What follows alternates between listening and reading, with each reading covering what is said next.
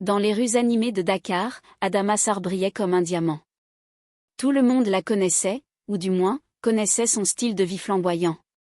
Ses talons claquaient sur les trottoirs, attirant des regards admiratifs ou jaloux. Elle représentait tout ce que beaucoup rêvaient d'être, belle, riche et indépendante. Fille unique de Moussa et Fatim Sarr, Adama avait grandi dans le confort. Son père, entrepreneur prospère, lui offrait tout ce qu'elle désirait. Sa mère, douce et discrète, fermait souvent les yeux sur ses excès, espérant qu'elle finirait par se ranger. Adama était une femme de fête et de plaisir. Ses journées commençaient tard, souvent après une soirée arrosée, et se poursuivaient dans les restaurants les plus en vue de Dakar. Ses amis, un mélange de riches héritiers, d'artistes et de figures influentes, la surnommaient la reine de la corniche.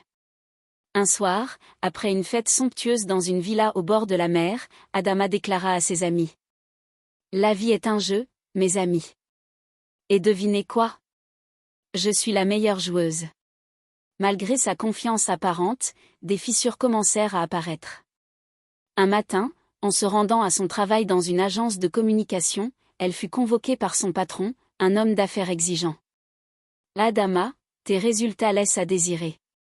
Si tu veux garder ce poste, tu dois te montrer à la hauteur. » Mais Adama, fidèle à elle-même, ignora cet avertissement.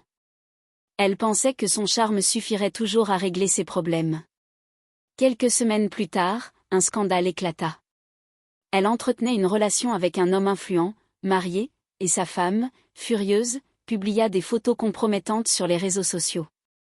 Dakar tout entier en parlait. Adama fut confrontée par plusieurs amis.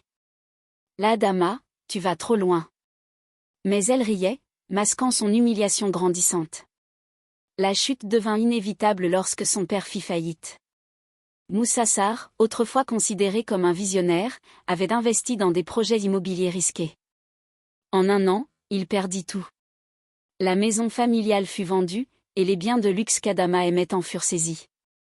Lors d'un dîner silencieux avec ses parents, Adama explosa. « Papa, comment as-tu pu laisser ça arriver? Maintenant, je n'ai plus rien. » Fatim, sa mère, répliqua avec des larmes dans la voix. « Nous avons tout perdu, Adama. Tu dois apprendre à vivre autrement. » Privée de ses ressources, de ses amis influents, et de son confort, Adama n'eut d'autre choix que de quitter Dakar.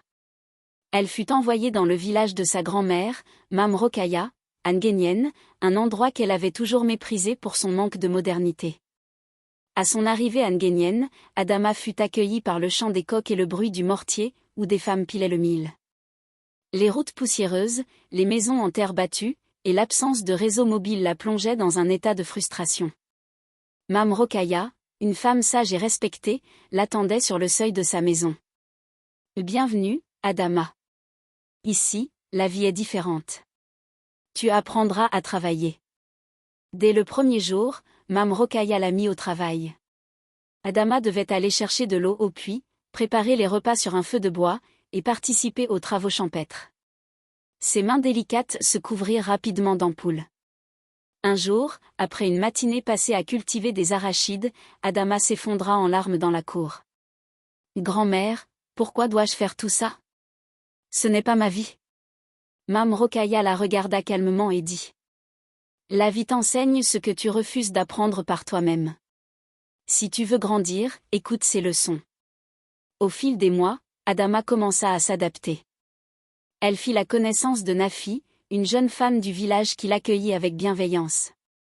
Nafi lui apprit à fabriquer du savon artisanal, une activité qui devint une source de revenus.